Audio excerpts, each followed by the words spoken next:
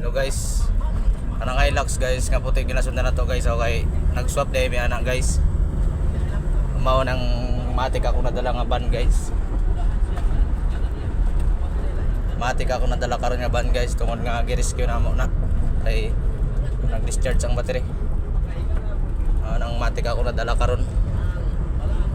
Tanawa nga Hilux sa puti. Mao nang unit nako na ginadala guys, na discharge na gi-rescue dito sa likod sa SM.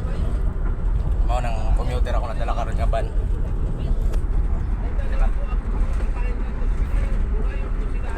Kanya pa ko alas 11 pa ko dito ganyan si Gulata guys ay. Karon pa ko na rescue.